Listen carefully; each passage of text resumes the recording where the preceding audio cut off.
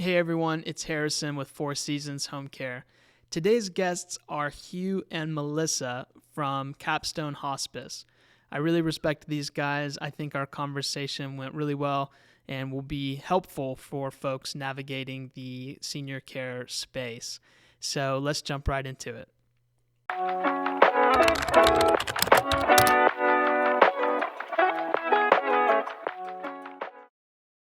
So I'm Hugh Henderson, and I'm the founder and CEO of Capstone Hospice. Capstone started almost exactly 8 years ago. October 1st, 2015 was when I first started to start paying rent on our office space, little 700 square foot office space that we had. Changed a lot since then in the 8 years. Today we serve about a little over 325 patients a day, and that's grown steadily year after year. So Capstone, my career has been almost exclusively in the hospice space. Started back in 1992 was my first hospice job. And so this is year 31 in doing that, and have seen the industry change a lot in those 3 decades. Some of the changes for the good and some for the not so good. The good has been the level of public awareness. It's rare, almost non-existent now that I would meet someone who's not heard of the word hospice. Early 90s, that was not the case. There were a lot of people who had no idea what the hospice was, did not know how to pronounce it, anything. So the level of just, public awareness as far as what hospice is has been a good thing. Some of the negativity within the industry has been that hospice has changed from being primarily not-for-profits. It was about 75% not-for-profit, 25% for-profit back in the early 90s to now that is almost reversed. It's about 60-40 now, 60 for-profit. And I'm not anti-profit. I am a for-profit company, but that has been an ideological shift within the industry too. That has been one that is heavily regulated by Medicare. The good part of that is it's brought a level of operating and just fiscal discipline that needed to be there, that and people making good financial decisions. The negative side of that coin would be that becomes the primary driver of decisions, is that financial bottom line versus what is right for the patient. And so another big change has been the independent ownership. When I first started in hospice, I worked for a locally owned independent hospice that was a single location. That is very much a minority now. Most of hospices are part of a larger company that is multi-site operations. And when you're running multiple locations, you have to have a level of standardization. And sometimes that's good, but it became very frustrating to me as I was working in those larger organizations where I couldn't have the flexibility to do what my market was dictating, what my market needed. I was being told to do things the way they did it in Dallas, Texas, because if it's an issue there, it must be an issue in Atlanta. Well, not always the case. Yeah. That led me to a level of frustration that I got to the point of I either have to find another profession or go start my own. I can't just leave one organization and go to another, because while there may be slight improvement, I know the core issues are going to remain the same. Yeah. And so that was really the genesis behind starting Capstone. I wanted to create an environment that was what I would describe as faith-friendly. Even to the name of our company, Capstone, is a biblical reference that I could go into at a later time. But just that we would not be a company that shied away from that, but that embraced that and saw it as a very meaningful issue that people were dealing with at the end of life. And so that was a part of one of the drivers too of starting Capstone. And like I said, that was 8 years ago, and hasn't been easy, but it's been a great experience so far, and we're very pleased with what we've been able to accomplish up to this point. Yeah, well, part of the reason we wanted to have you guys on is we've heard so many good things about you all, not only from our referral sources, folks that send people to us, but customers of y'all's as well, clients and patients. So anyways, we appreciate having you on. But I know that Melissa was an absolutely positive addition to Capstone. And so I'm curious if you would just kind of introduce yourself and talk about your journey, because you've been in the Atlanta metro senior care space for a while as well. So. I have. Thank you, Harrison, for having us. So, Melissa LeBouf, and I joined Hugh in Capstone in January this year. Moved here, it's hard to believe, almost 30 years ago. Ironically, having my own personal experience with my father. He was just 49 on hospice. And when you talked about earlier being thrusted into kind of the maze of trying to figure things out very quickly, and being so young going through that was, really overwhelming. And we were the typical family that hospice for like 3 days. So when I moved to Atlanta, started my career. So it's about 24 years that I have spent in primarily hospice and private duty home care, like what you guys do. So I have a lot of respect for that as well. I think, in joining Hugh, I too had been on 2 programs with hospice that were nurse-owned and locally operated. And to me, it feels a lot better to, be in that kind of environment. So when Hugh said he was looking for somebody to come help with business development, I was excited to have the opportunity and join Hugh. And so I just love working with him so far. And we've known each other for pretty much all of that 30 years too. Yeah. It's always been one of those, well, one day we're going to work together, right? That's cool. He was a consultant in one of the hospices that I was working for. So it's great. It's cool. That's come full circle.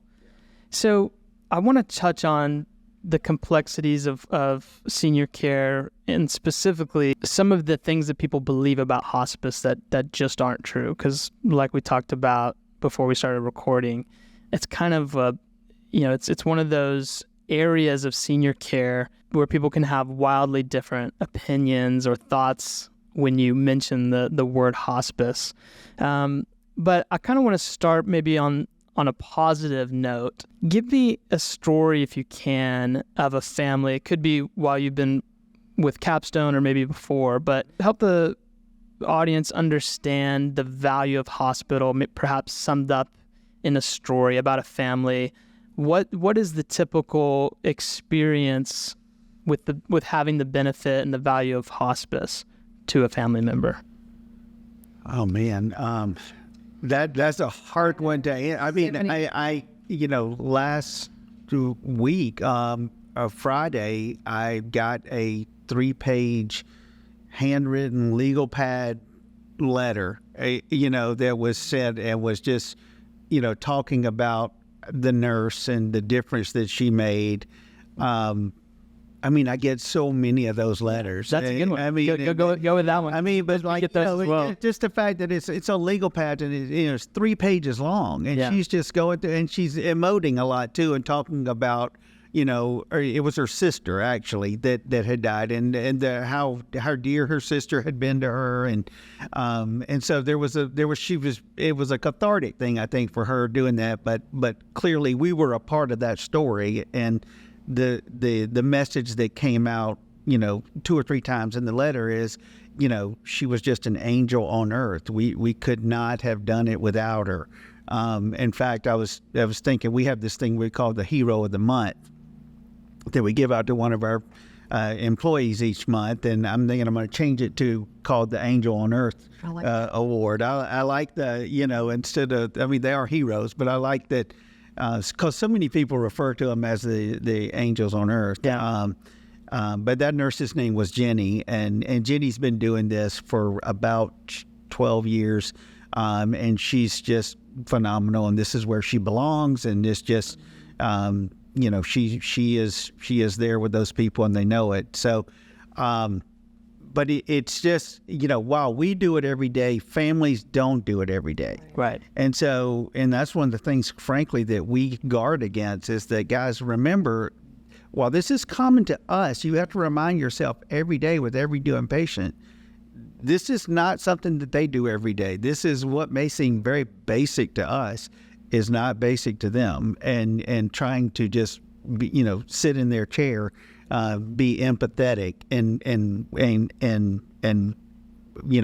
provide care from a place where they are is extremely important. So I maybe you got some stories I just think too. there's so many. I mean, I just think in a general concept, it's an emotional decision and it's a scary decision because most of the time they just don't really understand the hospice philosophy. So I think that, one of the common things that we hear, I wish I had done this a little bit sooner. And I think that, working with these families just gives you some perspective that, life is fragile and we're coming into people's lives at the most challenging, most difficult time. And so it's okay for them to not be accepting of it initially. It's okay for them to be afraid of the word. They're, just going through a very, very difficult time. So, I think especially for our hospice nurses and some of the, the caregivers that are in with that family every single day, it does kind of take an emotional toll, but the reward and what our, staff members get back from that, to be with a family, at the end of life and to support them through that and to be with people is it's really an honor. So that's. But I mean, there you mentioned the misconceptions. Yeah. I mean, there's still even after the hospice benefit started in 1983. So we just celebrate our 40th year of hospice being part of Medicare coverage. And I mentioned about the public awareness to where, the good news is everybody's heard of hospice, but if I ask 10 people to define what it is, I'm going to get probably 9 different answers of what people think that hospice is. And probably the most common misconception that we still run up against is that hospice is really for the very end of life. That when you have stopped eating, stopped drinking, and we are just on the death vigil of waiting for that person to pass, then we call in hospice. And unfortunately, that happens far too often. That's when we get. I mean, dear friends of mine that have lived, we've known them for 25 plus years in our neighborhood. So these people have worked with, they know us. We're close friends, and we just care for her dad for 48 hours. It's like, did you not listen to anything I've been saying through all these years? Yeah. But it is, like Melissa said, it's an emotional decision, and some people just aren't there and ready. And that's part of the reason why we have our palliative program, which I know we'll talk about that some more too. But I think that's the most common misconception is the second most would be they think hospice is a place that you go. And so the standard definition is it's a place you go when you have days to live, right? And you have cancer, and they think it's just for cancer patients too. So those are kind of the most common one that we run into, and that's what leads to everybody saying, the common thing that we hear a lot is, I wish we would have done this sooner.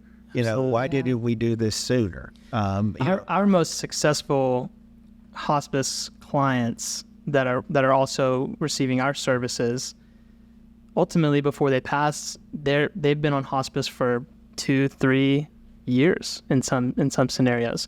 Now, I understand that's not the original hospice. Qualify that. That's not that shouldn't happen all the time, but it does happen sometimes. Right. Yeah. But talk about that. What was the original intention for hospice as far as it becoming a Medicare benefit?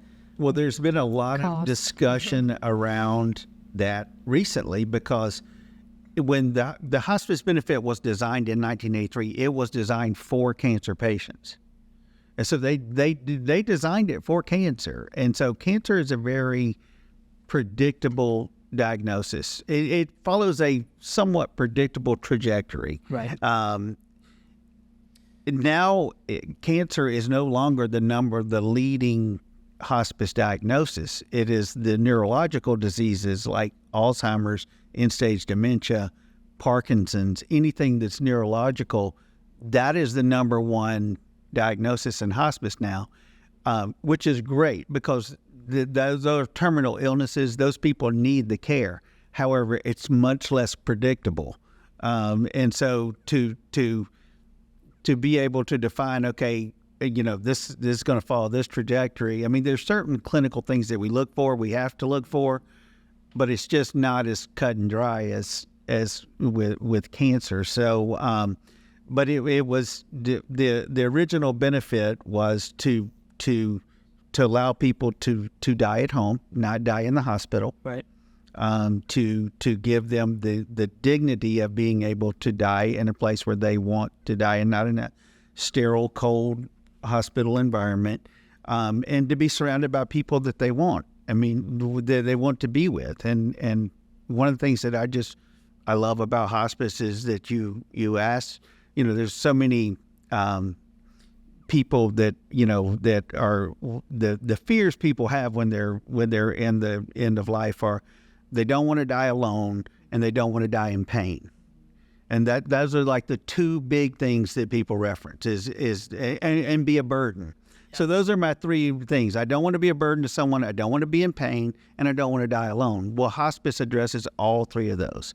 And so that's why it's just a great service that we provide, because we're addressing like what people's deepest fears are at the most difficult time in their life.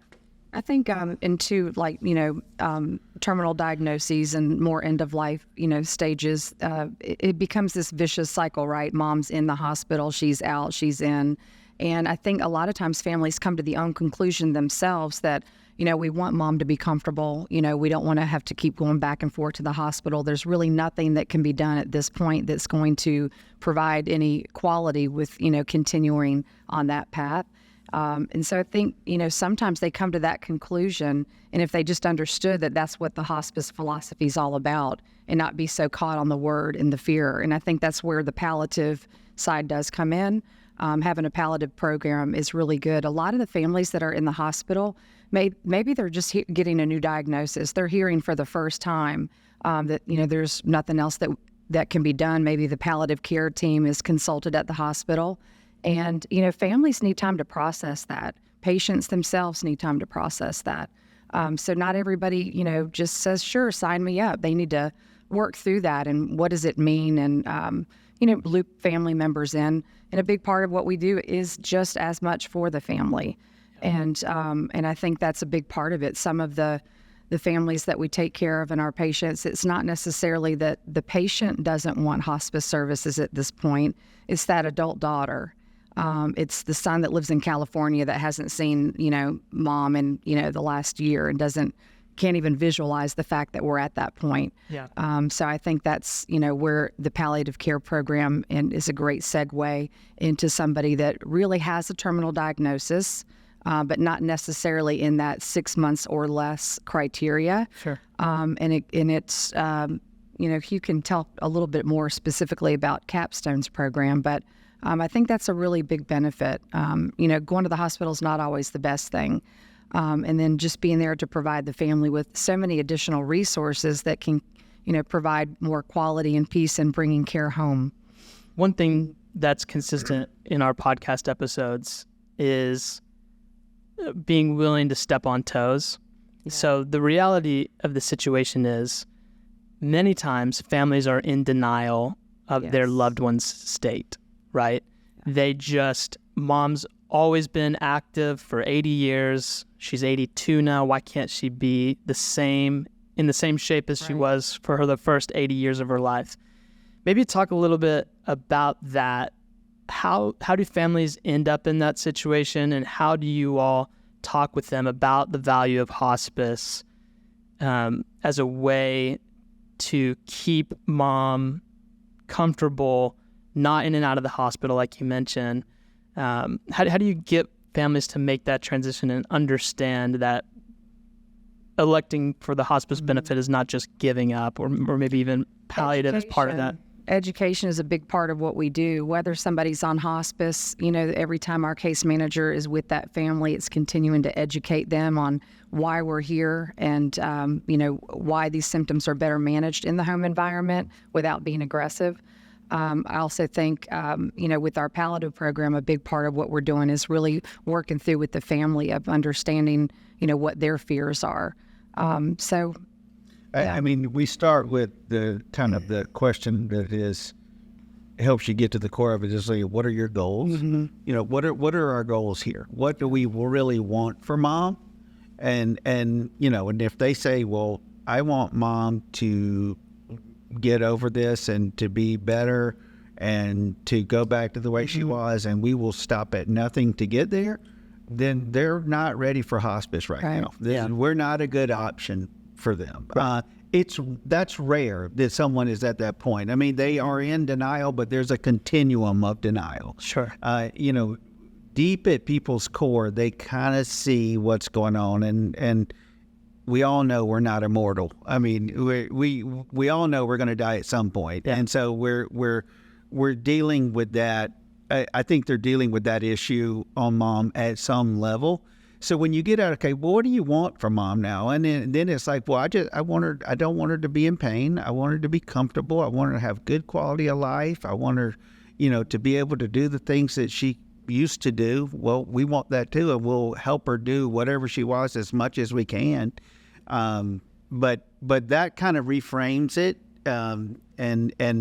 and lots of times, if the patient is lucid, you know, we need to go back to them and say, what are your goals? I know what your daughter might, but it's about what do you want? Sure. What do you want to see, and how can we help you get there now? And many times, you know, helping people make that jump is like, you know, I'll say like, you know, well, let's talk about like, this is how our care is going to look different on hospice from not on hospice. Sure.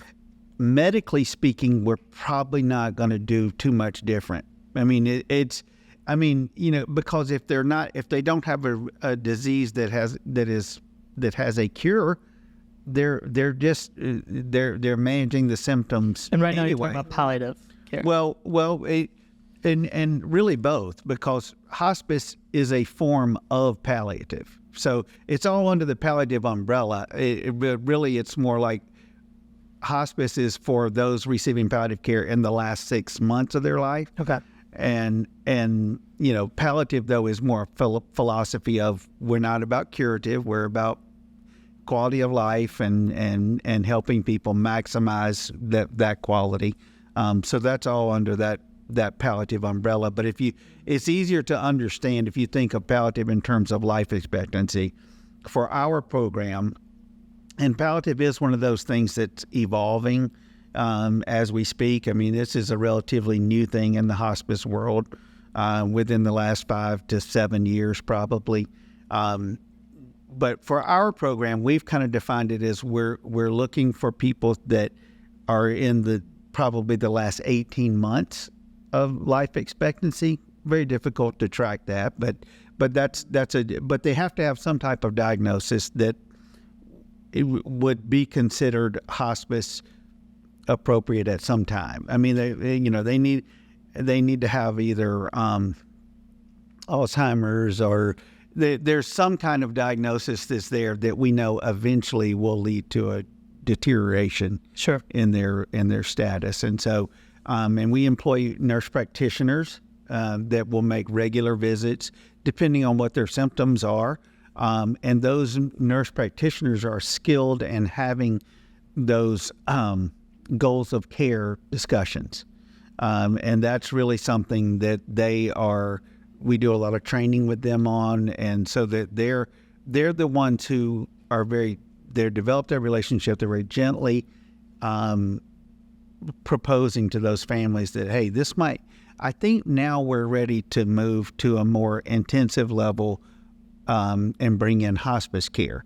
And it really works well because they've earned that trust. They know what's going on with them clinically, but they know also what's going on with them emotionally, socially, they know the whole picture, and so they're better able to identify when is it a good time for us to bring that in, and then they go from being seen like maybe once every 2 weeks, once a month by the nurse practitioner to they're being seen several times a week by their nurse and a nursing assistant coming in and a chaplain and a social worker and all these services that are with hospice that are there that are just really complementing and bolstering what was already there to begin with. Where I see some really good work with our palliative program is in our senior living communities. We have talked about, the diagnoses and neurologic. We do a lot of patients in senior living because of dementia. But I think that, in addition to having maybe a mobile physician group that's seeing the patient, they've got a primary care doctor, maybe they've got a cardiologist, pulmonology, that nurse practitioner in palliative care can really be the center of like bringing a lot of the pieces of the puzzle together to simplify, just their healthcare and try to, less is more sometimes. They're on so many different medications. What is this medication really doing for us now? Is that something that we can take back? So I think that's another great resource. And then our social worker, too, on palliative will also get involved to provide additional resources. You're looking for caregiver burnout. Maybe we need some home care to, stay with mom at night so that you can get rest. Just kind of being the quarterback, if you will, to, just really maybe, like I said, simplifying their health care at that point as they age. So getting really practical, I'm gonna give you guys a scenario. It's gonna be a perfect tee up to hit it out of the park in terms of explaining hospice, but it's a scenario that happens constantly, right? Mm-hmm. So let's say I'm the adult son. My mom's 89. She's historically very mobile, but she's starting to really have some mobility challenges. She has, pretty advanced dementia, and she has a 5-foot bed that she climbs into every night, and she's historically fallen out of it. What's the practical example of how that family could benefit from electing to start with hospice care? You would have started. What's going to happen? She's obviously at great risk, right? She's got advanced dementia. She's not in the right environment. And, to be able to bring care at home and have that 24-hour resource for the family to provide a social worker that's going to really get in and educate that family and look at additional resources and, how do we make her safe? I mean, that's she's going to end up back in the hospital, right? So if she meets criteria. The practical, maybe a hospital bed is in order at that point. And that's all included in the hospice benefit, which we haven't even talked about. One of the greatest things, which is hospice services are covered at 100% by Medicare. So there's no out-of-pocket cost, for the family. Totally. So to bring in this equipment and things like that. And then you've got a social worker who can also help let's deal with the psychological issue of maybe she's very attached to this bed. And there's a lot of symbolism that goes with giving up my bed. Sure. And so we need to talk through that issue too. And we want to give her safety priority, but at the same time, we need to let her be kind of calling the shots. Yeah, I think there's a lot in that scenario in general, because one is home appropriate. Can she even be left alone? Yeah. What is the family resource? Where is she living? So that's a big deal. A lot of times we have families that are needing to be, go into senior living or have a personal care home. So I would, with that family, start with safety and just knowing that additional resources could, provide much better quality for her and peace of mind for them. So, what would the journey look like though for that adult son? Who's he going to contact? Mm-hmm. Who's getting in contact with him? What equipment is coming to the house? Let's say she's a prime candidate. So he's probably going to contact our office first, unless he makes a doctor's visit with his. In an ideal world, he would make a doctor's visit with his mom. The physician would have a heart-to-heart discussion about the need for hospice care, and then that physician's office would contact us. That's an ideal world, okay? That doesn't always happen. What would probably happen is she has one of her falls from the bed. She goes to the hospital. And he's like, this can't go on. And he starts going online and looking for some different options that are there, contacts our office. So he would contact our office. We would put him in touch with our intake department, ask them just basic questions. But we can't start our services without an order from that doctor, from the physician. So that son, his first goal was going to be going back to that physician and saying, would you be willing to write an order for a hospice, what's called eval and treat, to where we could go out and do an evaluation. If she's appropriate, meets the criteria for hospice, then we could begin treatment, begin hospice care for her. But his first assignment is going to be getting that order. Yeah. And going back to that doctor. And families are more proactive now than they've ever been in the past about initiating that, and the doctors are really grateful whether or not they'll admit it or not, because they don't have to bring it up.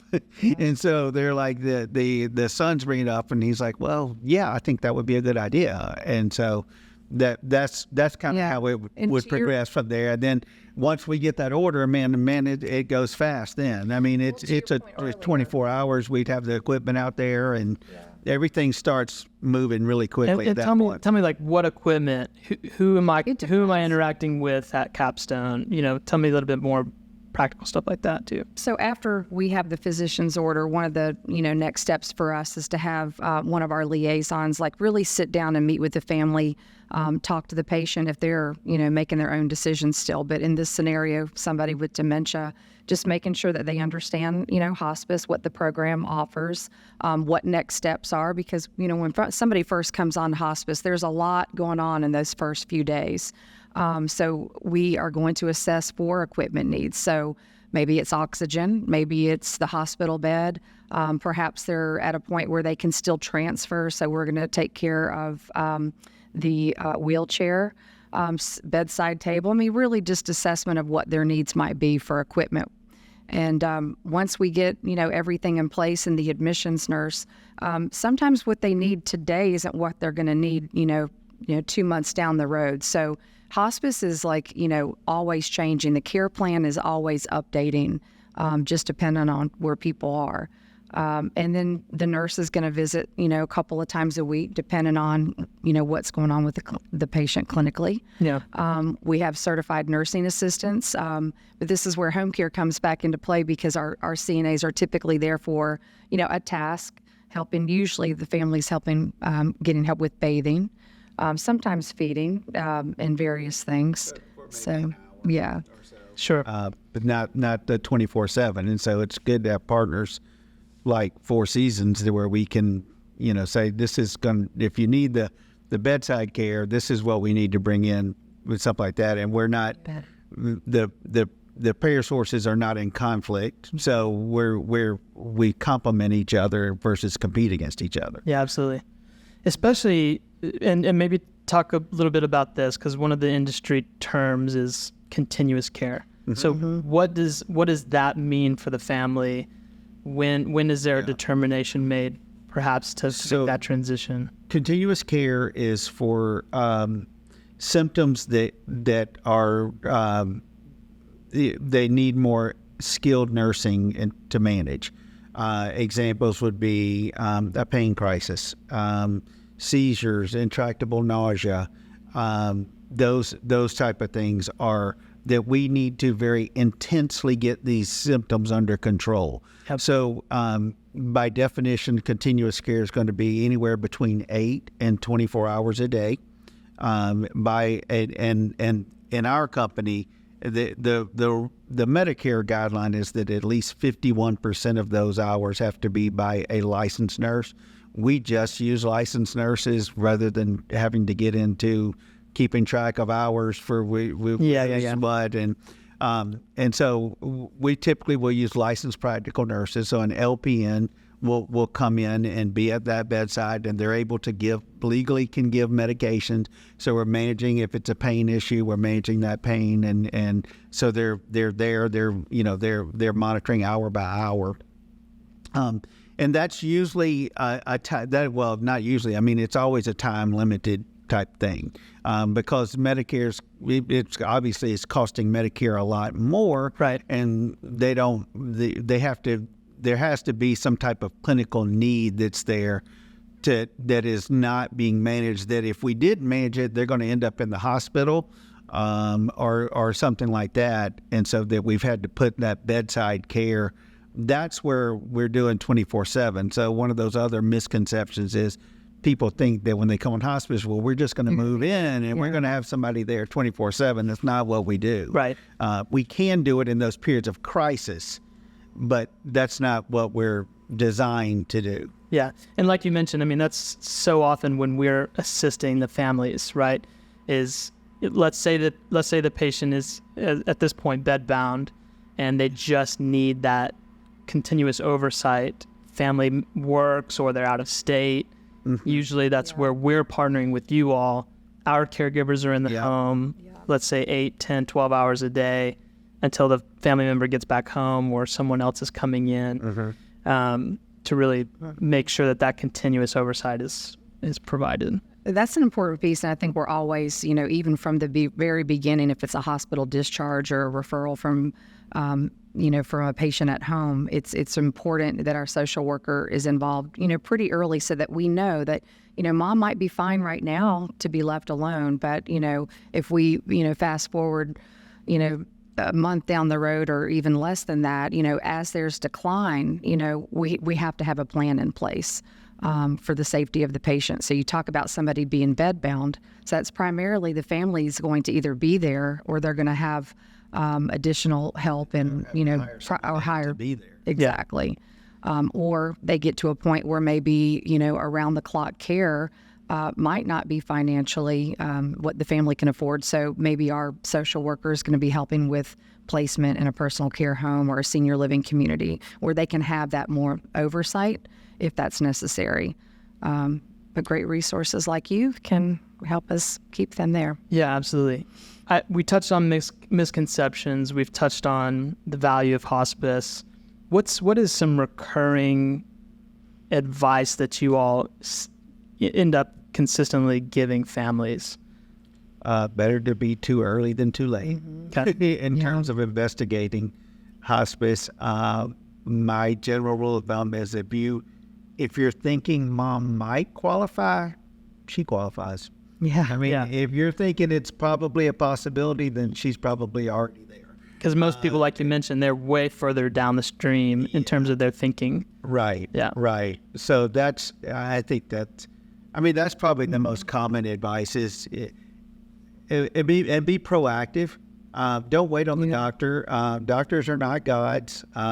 They have a lot of education and they are experts in their field, but you have to advocate for yourself, and be proactively asking about those resources too. So to ask the doctor about it. And my experience has been that 90% of the time the doctors don't push back and they're like, yeah, sure. I think that's probably a good idea. I'm glad you suggested it. I think good planning too. I think that, hospice was always taboo and something nobody wanted to talk about, but just having a good plan, an estate plan for yourself and communicating with your family of what your wishes are. And I think some of these decisions wouldn't be so hard if we had those conversations early on before mom had advanced dementia. So, I think when somebody gets a scary diagnosis, whether it's Parkinson's or especially neurologic disorders, to start having those conversations earlier and just kind of know what was important to mom and what she would have wanted. I think that takes the burden and the pressure off of adult children sometimes from making those difficult decisions. And talk as a family unit. My grandfather refused hospice, but he had 11 kids. He had a lot of support. But none of them agreed on anything. So, I think it's just really important. Like communication is like one of the biggest things I think is the best advice is just start early. That's a whole other podcast. True. Advanced directives and the importance of having advanced directives. Yeah, I mean, that's something that we consistently see is just having the conversations, talking about the possibilities, because it's inevitable for all of us, right? So let's talk through. Yeah, and the fact, which is wishes form that's now legal in Georgia is a great one. I mean, it just walks you through. Yeah. Very easy to understand. It just kind of gives you a blueprint to have those discussions. And Yeah, absolutely. It's just a nice thing to have. So, and now that you can just get that free online. So Yeah. What do you all think, maybe just quickly, where do you all see hospice going in terms of acceptance, maybe folks understanding more about it, or even hospice itself and regulatory-wise? Where do you see the future of hospice and you all serving in that? Well, the regulatory piece has increased,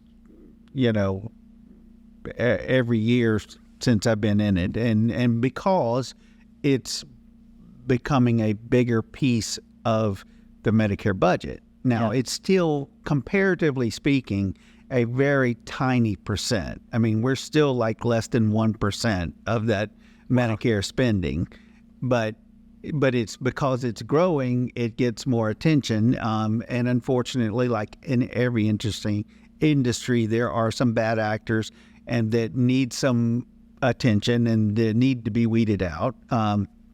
Those are unfortunately the ones that get the press.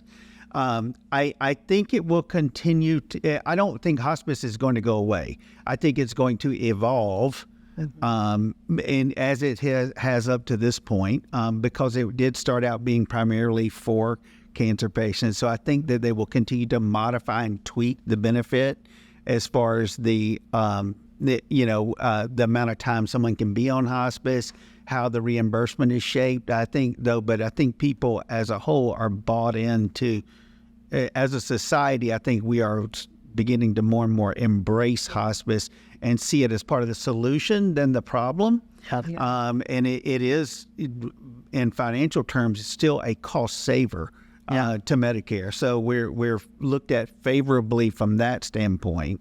And so I think things will continue to. It'll always be there. I think there may be a time when there is a lower reimbursement for like the first 6 months than there is for the second 6 months, or they may change the reimbursement as the care needs, continue to, they get the greater as the time goes on. But what do you think? I just think as a whole, as we're, our generations are growing together, people have had an experience with hospice. Not everybody, and hopefully most of them have been good. But I mean, just take your hospital systems now. You have, cardiology is going to be, consulted in. Now most hospital systems have their own palliative care team that comes in and starts these conversations earlier, especially on those frequent flyers and the patients that are coming in for long-term chronic terminal conditions.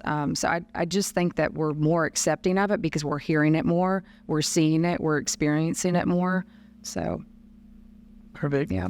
Well, one thing that I think is constantly surprising to folks is the willingness of providers like us to help them, even if it doesn't mean direct benefit to us, right? Mm-hmm. I mean, I'm assuming, just because I know who you all are, that you're helping point people in the right direction, regardless of if there's a material benefit to you.